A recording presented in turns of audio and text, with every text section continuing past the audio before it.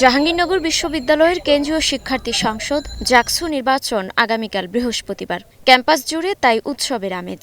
নির্বাচন কমিশনের তথ্য অনুযায়ী সকাল ৯টা থেকে শুরু হয়ে ভোট গ্রহণ চলবে বিকেল ৫টা পর্যন্ত। নিরাপত্তার স্বার্থে বুথগুলোর পাশে যুক্ত করা হয়েছে অতিরিক্ত সিসিটিভি ক্যামেরা। এছাড়া নির্বাচনের দিন তাৎক্ষণিক অভিযোগ নিষ্পত্তিতেও গঠন করা হয়েছে বিশেষ কমিটি। শেষ নিরাপত্তার স্বার্থে যাদের ছাত্রত্ব শেষ হয়েছে তাদের হল ত্যাগের নির্দেশ দিয়েছে বিশ্ববিদ্যালয় প্রশাসন।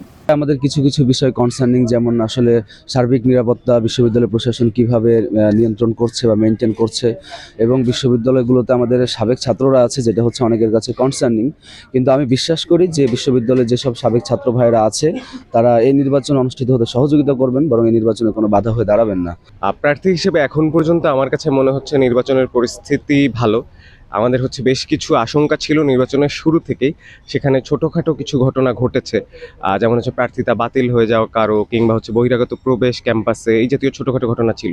কিন্তু সেরকম এমন বড় কিছু ঘটেনি বা শঙ্কার জায়গা যেগুলো ছিল সেখান থেকে যে হচ্ছে নির্বাচনে বাধাগ্রস্ত হবে। আমরা বিশ্ববিদ্যালয়ের কাছে একটা কনসার্ন জানাতে এসেছি যে দীর্ঘ একটা সময় স্বৈরাচারী আমলের যে নির্বাচনী কালচার, নির্বাচনের ভোট কারচুপি কিংবা ভোট ম্যানিপুলেশনের কালচার, সেটা থেকে আরও বেশি স্বচ্ছতা নিশ্চিত করার জন্য পোলিং এজেন্ট, বিশ্ববিদ্যালয়ের প্রার্থীদের থেকে পোলিং এজেন্ট যেন নিযুক্ত করার অনুমতি দেওয়া হয়, সে জায়গায় আমরা আজকে একটা কনসার্ন জানিয়েছি, বিশ্ববিদ্যালয় প্রশাসনকে আহ্বান জানিয়েছি এই জায়গায় যেন বিবেচনা করা হয়। ২১টি ভোট কেন্দ্রে ভোট দেবেন প্রায় ১২,০০০ শিক্ষার্থী। নিয়োগ করা হয়েছে ৬৭ জন পোলিং অফিসার সহ ২১ জন রিটার্নিং কর্মকর্তা। ভোটারের ৪৮.৮% ছাত্রী।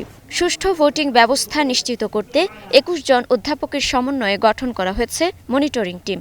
স্ট্রাইকিং ফোর্স হিসেবে সেনাবাহিনীর পাশাপাশি থাকবে পুলিশ, র্যাব ও আনসার সদস্য।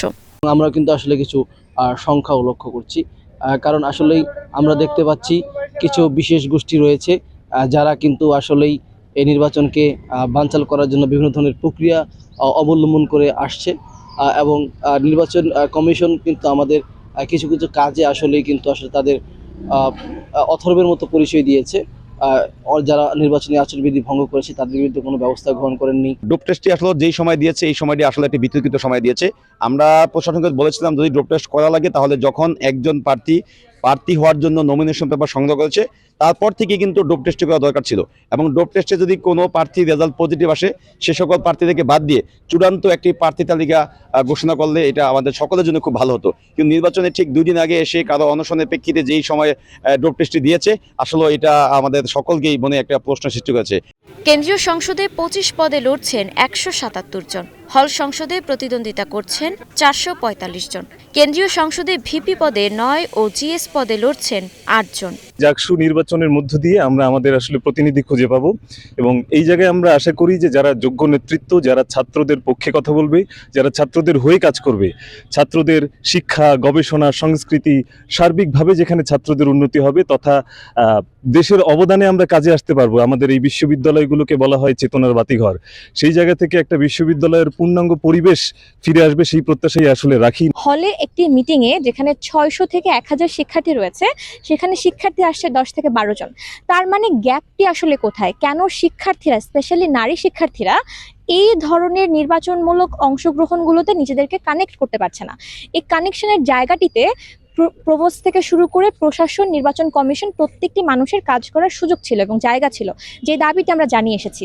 কিন্তু আমরা দেখেছি তার পরবর্তী সময়ে এই বিষয়ে নারীদেরকে নিয়ে খুব বেশি কাজ প্রভোস্ট থেকে শুরু করে, নির্বাচন কমিশন থেকে শুরু করে, কিংবা রাজনৈতিক দল কেউই খুব বেশি করেনি, এবং যার ফলাফল হিসেবে আমরা দেখি যে 2টি হলে নির্বাচনই হবে না। আমরা দেখছি যে কিভাবে পদগুলো শূন্য যাচ্ছে, 6টি পদে আসলে নির্বাচনই হবে না। নির্বাচন কমিশন জানিয়েছে জাকসু নির্বাচনে বিভিন্ন হলে ২২৪টি বুথ বসানো হবে। ব্যালট পেপারে টিক চিহ্নের মাধ্যমে ভোট দিতে হবে। প্রতি ২০০ ব্যালট পেপারের জন্য একটি বক্স থাকবে। কেন্দ্রীয় সংসদ ও হল সংসদের ব্যালট বক্স আলাদা করে চিহ্নিত থাকবে।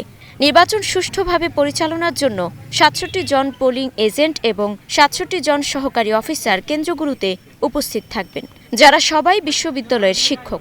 ওএমআর পদ্ধতিতে গণনা করা হবে ভোট। হল সংসদ নির্বাচনে বেগম সুফিয়া কামাল হল ও নওয়াব ফয়জুন্নেসা হলে সব প্রার্থী বিনা প্রতিদ্বন্দ্বিতায় জয়ী হয়েছেন। এই 2 হলে শুধু কেন্দ্রীয় সংসদ নির্বাচনের ভোট গ্রহণ হবে। বেগম সুফিয়া কামাল হলে 15 পদের 10টিতে বিনা প্রতিদ্বন্দ্বিতায় প্রার্থীরা জয়ী হয়েছেন। বাকি 5 পদ শূন্য রয়েছে। নওয়াব ফয়জুন্নেসা হলে 15টি পদের 6টিতে বিনা প্রতিদ্বন্দ্বিতায় জয়ী হয়েছেন প্রার্থীরা। বাকি 9টি পদ শূন্য রয়েছে। Desk report, star news.